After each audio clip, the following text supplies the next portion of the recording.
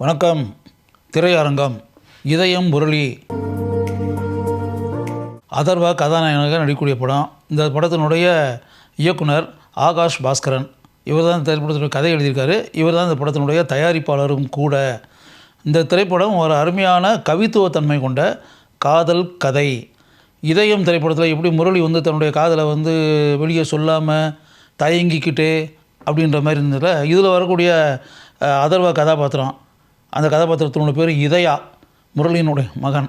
அதர்வாவும் இந்த திரைப்படத்தில் அதே பிரச்சனை தான். தான் காதலிக்கிற பெண்கள் இருக்காங்களே, அவங்ககிட்ட தன்னுடைய காதலை சொல்வதில் தயக்கம்.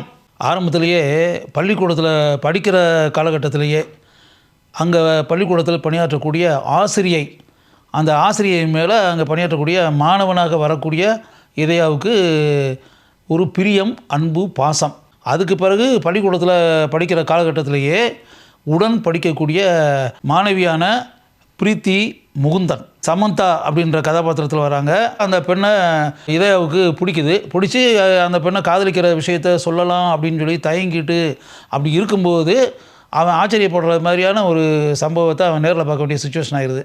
அவங்க வீட்டில் அதே தோற்றத்தில் இன்னொரு பெண், ட்வின்ஸு.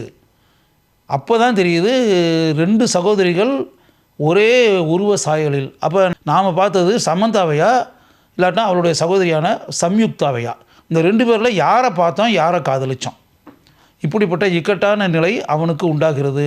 எனினும் தன்னுடைய காதலை அவன் சொல்லலாம் அப்படின்னு நினச்சி போகும்போது சொல்ல முடியாத ஒரு சுச்சுவேஷன் உண்டாகி சொல்ல முடியாமலே போகிறது.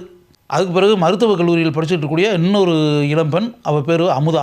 அந்த கதாபாத்திரத்தில் நடிச்சிருக்கிறது கயாத் லோகர். அவங்க மேலே காதல். அந்த காதலை எப்படியாவது சொல்லிடணும் அப்படின்னு சொல்லி நினச்சி கடைசி வரை சொல்ல முடியாமலே போய்விட்டு அந்த பெண்ணும் அந்த இடத்த விட்டு நீங்கி போயாச்சு. வாழ்க்கையில் சந்தித்த இந்த பெண்கள்கிட்ட நான் காதலிக்கிறேன், நான் விரும்புகிறேன் அப்படின்ற ஒரு விஷயத்தை அந்த இளைஞனால் இறுதி வரை கூற முடியாமல் போய் அந்த பெண்களை இவன் காதலிச்சான் அப்படின்ற விஷயம் அவங்களுக்கு தெரியாமலே போகுது. உச்சக்கட்ட காட்சியில் வேறொரு பெண் கூட அவனுக்கு திருமணத்தை நிச்சயம் செய்து அப்படின்னு சொல்லிட்டு அவனுடைய மாமனாக வரக்கூடிய நட்டி அவர் ஏற்பாடு பண்ணிடுறாரு. அந்த கதாபாத்திரத்தினுடைய பேர் அதிதி. அந்த கதாபாத்திரத்தில் வர்றது மாளவிகா மோகனன். அவங்கள திருமணம் செய்ய போகிற அந்த சூழலில் அங்கு மிகப்பெரிய மாறுதல் உண்டாகிறது. அந்த மாறுதலுக்கு மூல காரணமாக இருப்பவர் படத்தில் அருமையான கதாபாத்திரத்தில் நடித்திருக்கக்கூடிய ஃபகத் ஃபாசில். சூர்யா அப்படின்ற கதாபாத்திரத்தில் படம் ஃபுல்லாக வர்றாரு. ஆரம்பத்தில் கிளைமேக்ஸ் வர விமானத்தில் பயணம் செய்து வரும்போது அவரிடம் தன் வாழ்க்கையில் நடைபெற்ற அனைத்து சம்பவங்களையும் கூறிக்கொண்டே வருகிறார் அதர்வா. அவர் கூறக்கூடிய அத்தனை விஷயங்களையும் கேட்க நேர்ந்த ஃபகத் ஃபாசில் புத்திசாலித்தனமாக படத்தினுடைய உச்சக்கட்ட காட்சியில் எப்படிப்பட்ட ஒரு காரியத்தை செய்து அந்த கிளைமேக்ஸ் இருக்குல்ல அதையே புரட்டி போடுறாரு அப்படின்றத மிகவும் அருமையாக படத்தில் படமாக்கி இருக்கிறார்கள். இதய கதாபாத்திரத்தில் அதர்வா கேஷுவலாக இயல்பாக நடிச்சிருக்காரு. முரளி எந்த அளவுக்கு இதயம் படத்தில் ரொம்ப கேஷுவலாக பண்ணியிருந்தாரோ அதே மாதிரி அவருடைய மகன் படம் முழுக்க எந்த விதமான ஆரவாரமும் இல்லாமல் அந்த கதாபாத்திரம் எந்த அளவிற்கு அமைதியாக இருக்க வேண்டுமோ அதை நன்கு செய்திருக்கிறார்.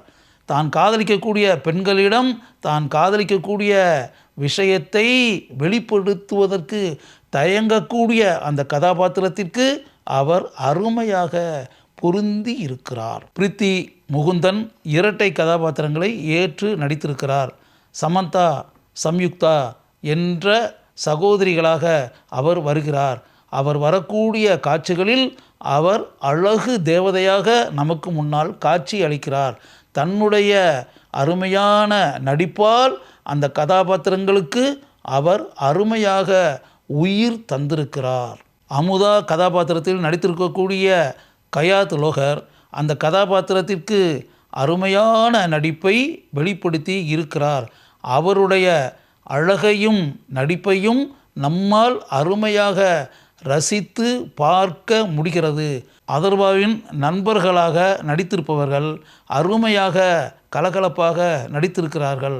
அவருடைய நண்பர் சச்சின் கதாபாத்திரத்தில் நடித்திருக்கக்கூடிய இசையமைப்பாளர் தமன் 22 ஆண்டுகளுக்கு பிறகு இந்த திரைப்படத்தில் நடித்திருக்கிறார். படம் முழுக்க தமனின் அருமையான நடிப்பை நம்மால் ரசிக்க முடிகிறது. அந்த அளவிற்கு தான் ஏற்று நடித்திருக்கக்கூடிய கதாபாத்திரத்திற்கு ஆழமான முத்திரையை தமன் படம் முழுக்க பதித்திருக்கிறார். சூர்யா கதாபாத்திரத்தில் வரக்கூடிய ஃபகத் ஃபாசில் படத்தினுடைய உச்சக்கட்ட காட்சியில் எந்த அளவிற்கு முக்கியமான கதாபாத்திரமாக மாறுகிறார் என்பதை பார்த்து அந்த கதாபாத்திரத்தின் மீது நமக்கு அளவற்ற மதிப்பும் மரியாதையும் உண்டாகிறது. அதர்வாவின் மாமாவாக வரக்கூடிய நட்டி சுப்பிரமணியம் தனக்கே உரிய தனித்துவ நடிப்பை படம் முழுக்க வெளிப்படுத்தி இருக்கிறார். படத்தினுடைய உச்சக்கட்ட காட்சியில் அந்த கதாபாத்திரம் எந்த அளவிற்கு நைஸ் ஜென்டில்மேனாக மாறுகிறது என்பதை பார்த்து அவர் மீது நமக்கு அளவற்ற மதிப்பு உண்டாகிறது. காளி வெங்கட் முக்கிய கதாபாத்திரத்தில் நடித்திருக்கிறார். அவர் நடித்திருக்கிறார் என்றால் எந்த அளவுக்கு ஒரு தனித்துவ நடிப்பு இருக்கும் அப்படின்னு நமக்கு நல்லா தெரியும். அவர் வரக்கூடிய காட்சிகள் ரசிக்கக்கூடிய அளவிற்கு இருக்கின்றன. ஆடுகளம் நரேன் தான் வரக்கூடிய காட்சியில் தன்னுடைய ஆழமான முத்திரையை பதிக்கிறார். ஒரே ஒரு காட்சியில் பப்ளு பிருத்திவிராஜ் நடித்திருக்கிறார். அந்த காட்சியில் ஒரு சண்டை காட்சியும் இடம் பெற்றிருக்கிறது. அது திரைப்படத்தில் நன்கு படமாக்கப்பட்டிருக்கிறது. லொல்லு சபா மாறன் வரக்கூடிய காட்சிகள் கலகலப்பாக இருக்கின்றன. அந்த காட்சிகளில் தன்னுடைய தனித்துவ நடிப்பை மாறன் நன்கு வெளிப்படுத்தி இருக்கிறார். பகவதி பெருமாள் வரக்கூடிய காட்சி முக்கியமான காட்சி. அதில் அவருடைய ஆழமான முத்திரை இருக்கிறது.